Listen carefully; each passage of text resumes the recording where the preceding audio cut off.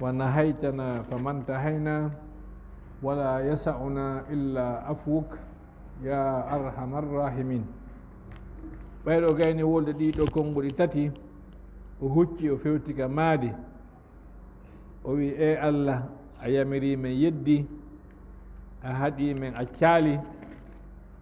kono ala ko yonanta men si wona yurmene ma nden an Allah yaafuye ma on an Allah ko ɗum ɗon tun yonanta men kala ko min waɗno e moƴƴere yonanta men hisinta men ko yurmene ma nden hisinta men. ثم وضع يده في موضع الغل من عنقه ورفع طرفه إلى السماء وقال اللهم لا قوي فأنتصر ولا بريء فأعتذر وما أنا بمستكبر وإنما مستغفر. أنتما وجدت جنgo makko o waɗi ka ɓoggol waɗete ɗon ka dande ɗo o tiggiti o fewti ko asama o wi Allah wona jon doole sakko mi dartano hoore an ha mi hetta hoore an, mi wona kadi mo annduɗa bonna hay hunde haray miɗo jeeji, mi wona aaden kadi mawnintiniɗo kami woni ɗo ko aaden wonɗo ɗaɓɓude yaafuye yaafalan an yo yaafotoɗo on. o wooli ɗum ɗo ha Allah on ƴettiti wonki makko ken radiyallahu anhu.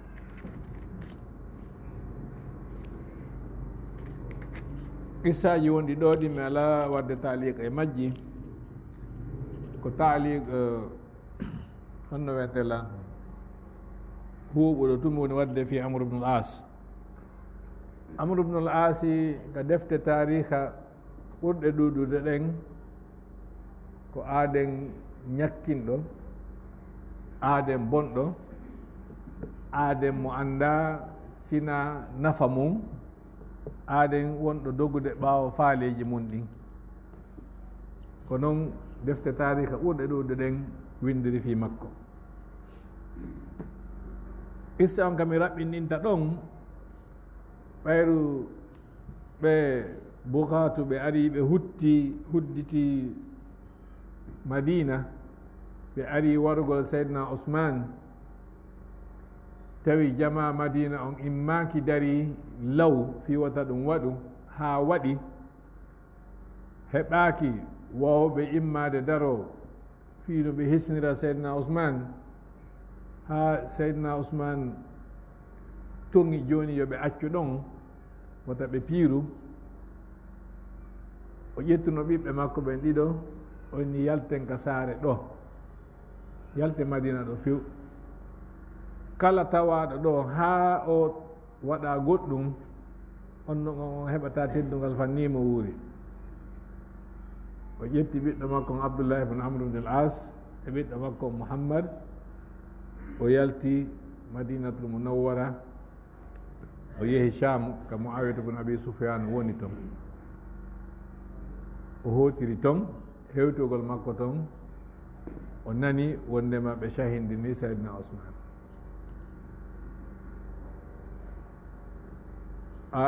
ko tanƴinino kon waɗa hande kadi fitna on fuɗɗi,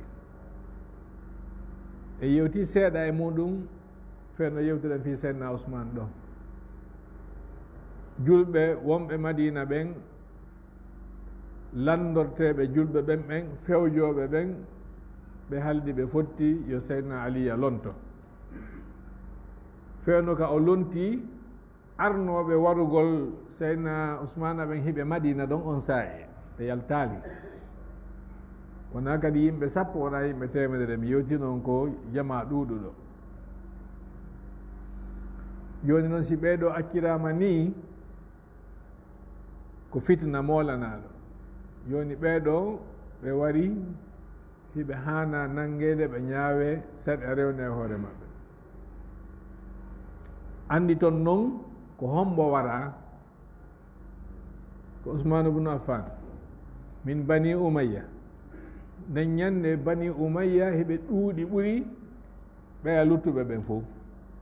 ko wonno hoore maɓɓe on saa'i ɗon ko Muawiyatu ibn Abi Sufyan.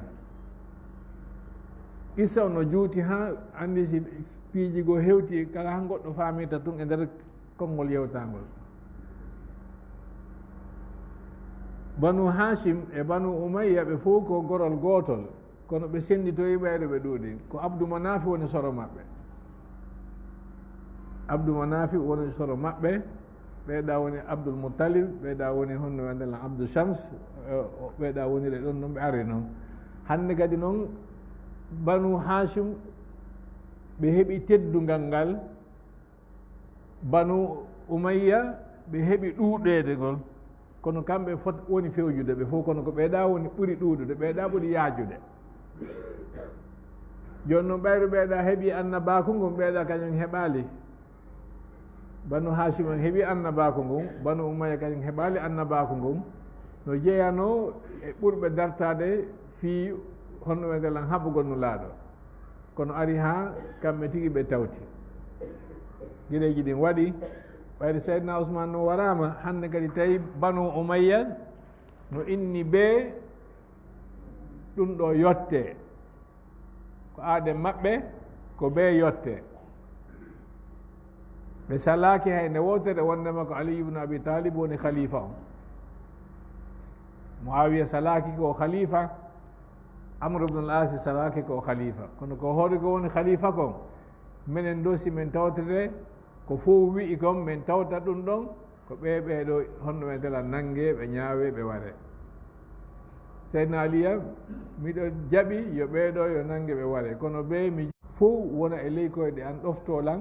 Hande kadi noon simi fuɗɗo ñinnude sariyaji ɗin, onon on are onon kadi tawton ko fof tawti kon,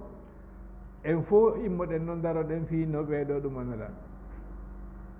no fiino ɓeɗo ñaawide,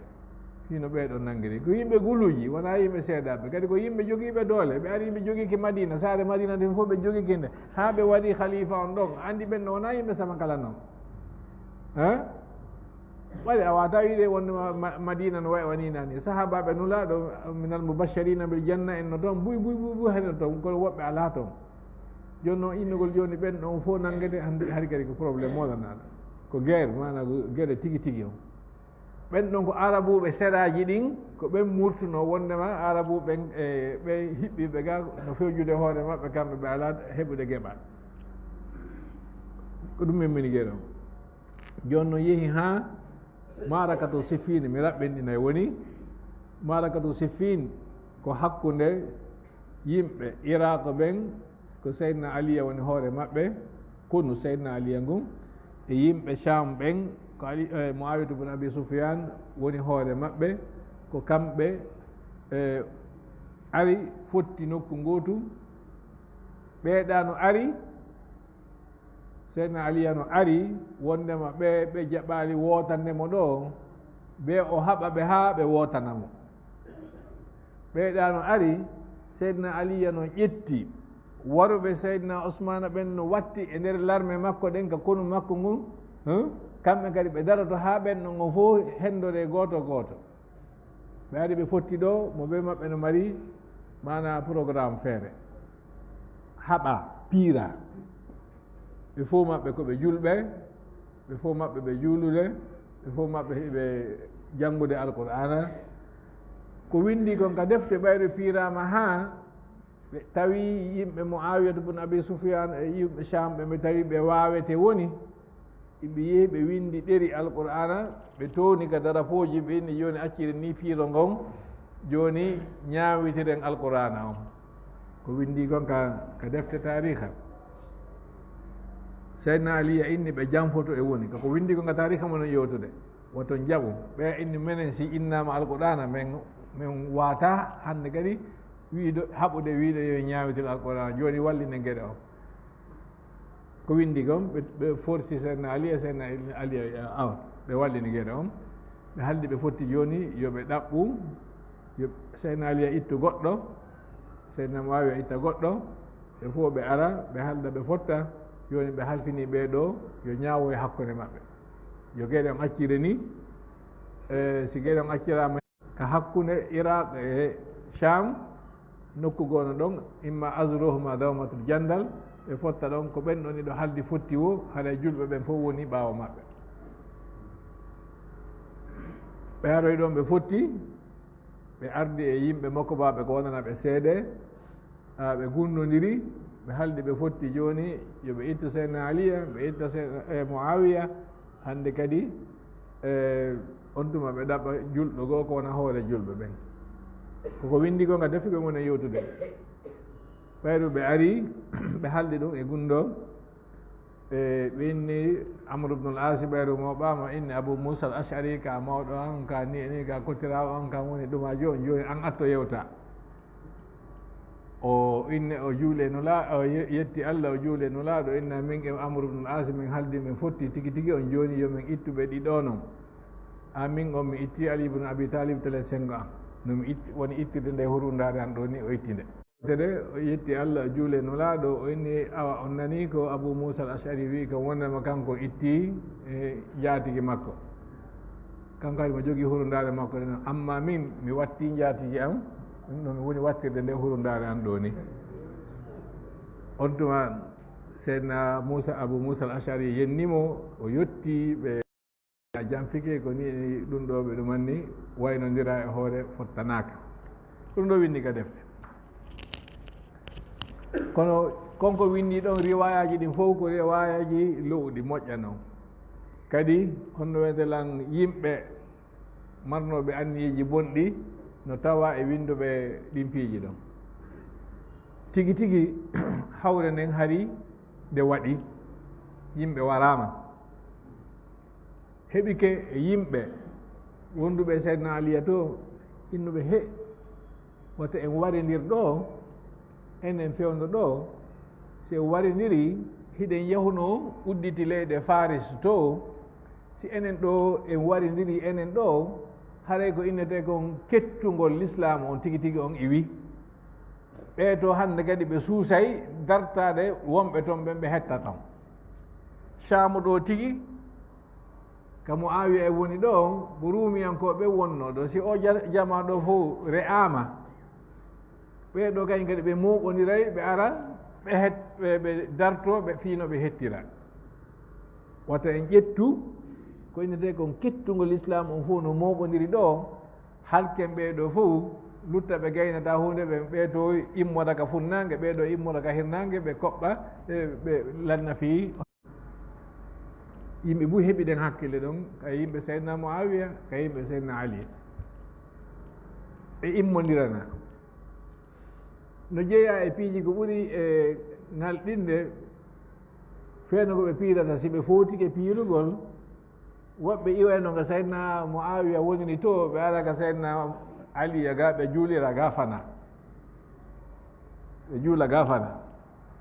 si hewti fi soƴƴugol ɓe immoɓe yaara ka seydna muawiya to ɓe soƴƴiroya toon ha woɓɓe landa kodi jam no juulugol ka seydna aliya to ɗum ɓuri timmude julde amma mono faala ñamude ko tekki kaka muawiya ga o ardata assalatu halfa aliyin atam walgada inda muawiya adsam fi tuya anndu wondema hariɓe piirude kono ko hoɗe koɓe piirata ko wona wondema kadi ko ayɓe ha hay goto ɗumanata ko hay fusmemminata ko wondi ngaygu ɓalewu no wawa hakkude julɗo e keefeero hiɓe haɓude kono e hoɗe koɓe woni haɓude kon ha joni no yewtede on groupe wiɓe wata jooɗo ɗo ha re'idiren ɗo ayɓe ɓen hetta ko hettuno ɗen e juuɗe maɓɓe kon ɓe ara ɓe hutta fof e joni acce yewten ko ɗum on tuma ɓe yewti hay nde wotere yewtaka wondema fi khilafa o yo itte yewtaka fi khilafa fi amru ibn asi abou moussa al ashari ɓe yewtali fi khilafa ɓe halfinaka kadi yewtugol fi khilafa ko honɗum wonno hakkude guere on tigi tigi wona fi khilafa hay nokku windaki e tariha on wonnema seydna muawiya no wi kanko o qirritaki khilafa ali ibn abi talib ko himo jaɓi himo andi ɓe fotata kamɓe ɗiɗo ɓe fotata ka dambe e telema ka takkogol nulaɗon sallallah alih w sallam ɓe fotata ka natugol dina ɓe fotata waɗugol jihadi fi sabilillah ɓe fotata e gandal ɓe fotata e kulol Allah ɓe fotata e piiji ɗin fuu mo anndi ɗum ɗo mo qirritani ɗum ɗo wondema Ali ibn Abi Talib no ɓuri mo ɗiɗo fof donc kanko on wona fi wondema oɗo duwaka wonde khalifa ko ɓayɗo o woni khalifa ko be waɗoɓe Ousmane ɓen nangue ñaawe saɗi a rewne maɓɓe ɓeeɗa inni kamɓe kadi ko ɓe tawtollan taw si ɓen ɗon waɗi ko waɗete ko har woni doole ɗen timmi ko ɗo hawre nde wonno ko ɗum haɓindini ɓe joni si moƴƴintinde ko fi ɗum ɗo yewtete ñande moƴƴintinte kono joni a yi defte ɗen ɓe ari ɓe muuɗi haala kam few ɓe inni ko wonano yewtede joni ko fi yo Ali ibn Abi Talib iw ma yo kaari iw ma yo kaari waɗu kono wona ɗum yewtano few wona ɗum wonano yewtede seydna Ousmane ɓe yo nangue ɓe ñaawe ɓe waɗe kono aɗo ɗum yo ɓeyɗa kañum kadi aru waɗa bay'a khilafa o ko ɗiɗo wonano yeddotirede fi muɗum ko ɗum ɗo wonano yewtere amma no innugol joni en itti o ɗo e wawata sabu no waɗa condition ji 17 ɓayru ɓe jonnama honno ɓe ndelan kamɓe ɗiɗo ɓe yaaɓe ndaroya ko honno moƴƴanta julɓe ɓen ɓe waɗanoɓe condition ji 17 ɗiɓe duwa e gollitirde no yeyano e nder ɗin condition ji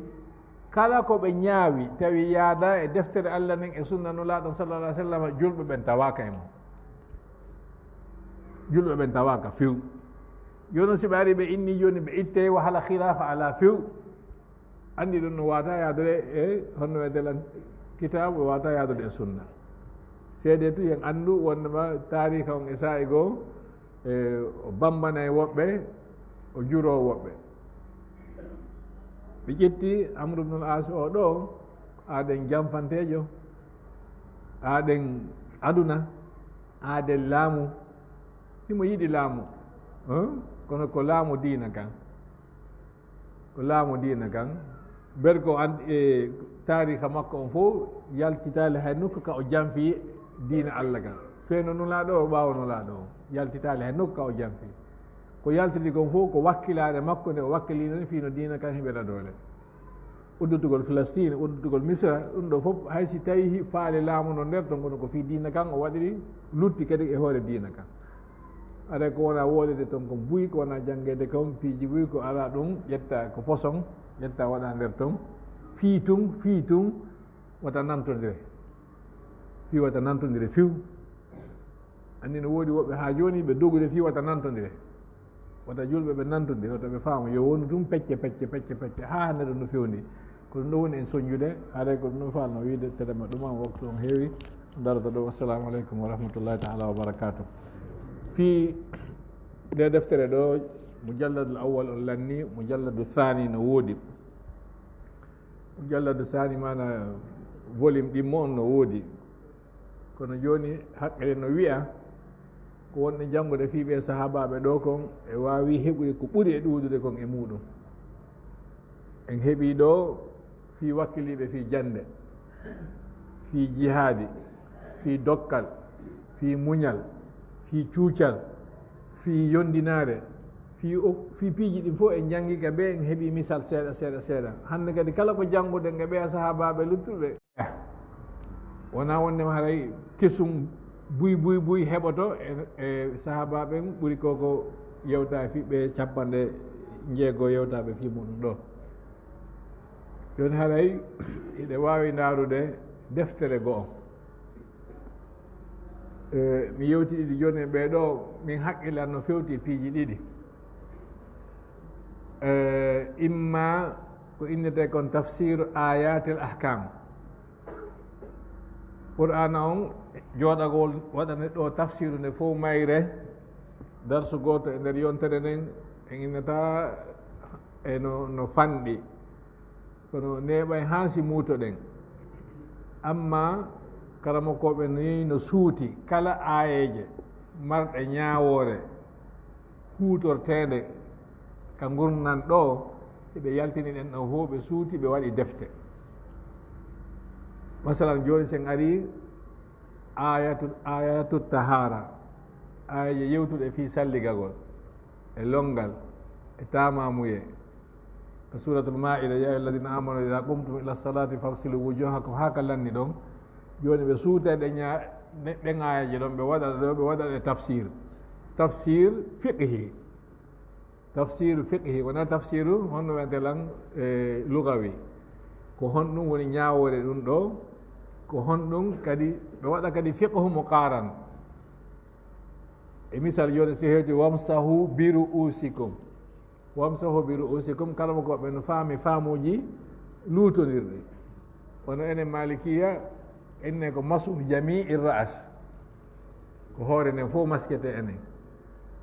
woɓɓe toon kamɓe no wi ko feccere ma tataɓal hoore nden woɓɓe no wi kala ka on tigi mimi ko ɓuri e famɗude nder hoore nden haɗa no yoni tippugol maɓɓe on fof ko fi o baaɗo ko haala adama ko honɗo o baaɗo firi biru usikum o baaɗo ɓeeɗo faamin ko zaida ko wamsahu ru'usakum yani ko ɗum woni tigi tigi ma'na o alba woɓɓe inni ba on lil ilsaq wamsahu ru'usakum bi aydikum multasiqatan bi aydikum wamsahu bi aydikum multasiqatan bi ru'usikum wonɓe faami wonde ko babu alba li tab'id bi ba'di ru'usikum joni noon ɗen ayaji ɗon hiɗe ɗuuɗi hiɗe yowodiri e fiqhul ibadat e fiqhul usra kala ko yowodiri e fi dewgal e cergal e ko nande e fi ɗum no yowodiri e babul muamalat tijara e sinaa kala ko yowodiri e ɗin piiji no yowodiri e babul hududi walla qisas fi ka ɓalli e ka wonkiji e ka jawle no almawaris faami yusikumullahu fi auladikum lidhakari mithlu hadhil unsayani ɗum ɗo ko aya ko ñawore fiqha joni noon nde defte no woodi ɗe mi andi ɗen ko ɗe ɗiɗi tafsir ayat al ahkam no woodi defte goo jane ahkamul quran lil ibnu al arabi ɗen ɗon gongen tertotoɗe ko ɗe sakkitode ga wonɗe yewde tafsir ayat al ahkam li cheikh mouhammad ali sais wo ho min ulama al azhar e tafsir ayat al ahkam li cheikh mouhammad ali sabuni enen andimo kanko moƴƴini nde deftere tafsir e jande donc ɗeɗo ɗiɗi no woodi joni noon se en ƴettoy ko tafsir ayatul ahkam haɗay ko wotere e nder ɗeɗo joni noon suɓagol ko honde e majje ko ndaarugol ka marché ga ko honde wawata heɓade no woodi kadi haɗa wona tafsir ayatul ahkam haɗa ko ahadithul ahkam noon noon ko defte hadis no jeeya majje umdatul ahkam ine mari sharhuji ɗiɗi ihkamul ahkam nden ɗon no woodi ine jogii kadi honno wiyetena ibnu daqiq al id le cheikh ibnu daqiq al id ine jogii kadi wootere taysirul allam al bassam nden ɗon kadi hadis on ko hadis fiqhi yataallaqu bil masalan joni innamal a'malu binniyat ɗo on si ɓe ari ɓe anday hukmu niyati wa mahalluha wa sigatuha wa ila akhiri joni ɓe ara ɓe sifo ɗum ɗon fof si ɓe ari ɗo joni ɓayre ɓe landike nulaɗo ma'ul bahar ɓe inna huwal tahuru ma'uhu alhillu maytatuhu joni ɗon kadi ɓe adde tafsiru fiqhi si ɓe addi ɗon kadi ɓe naata fil fiqhi l muqaran mazhabu fulane ko honɗo wi mazhabu fulane ko honɗo wi tawi si ɓe yeddotiri ɓeeɗa ko honɗo ene dalil ɓe ɓeydori e hoore o dalil o si ɓe wi nde ñawore ɗo ko honɗum ɓe dallinori si ɓe wi nde ñawore ɗo ɓeeɗa kadi ko honɗum dallinori kanko kala makko jom wonde o waɗa e tarjihu ene kanko ko ɗum ɗo o suuɓi e nder ɗe ko yewta ɗo fof ko ɗum ɗo o suuɓi ko hasi kon o suɓoto ka mazhabu ka o ɓuri jeyrede ɗon ɓen ɗo kadi no woodi tawi sirol allah ɗo taƴini nde wawi heɓade ka marché joni haray min halfinay ɓe ga daarugol gila hande ha yontere hande e nder ɗeɗo defte tati ko honde wawete heɓade si ɓari yontere hande waɗana en compte rendu on tuma en suɓoto ɓurde wowde heɓade o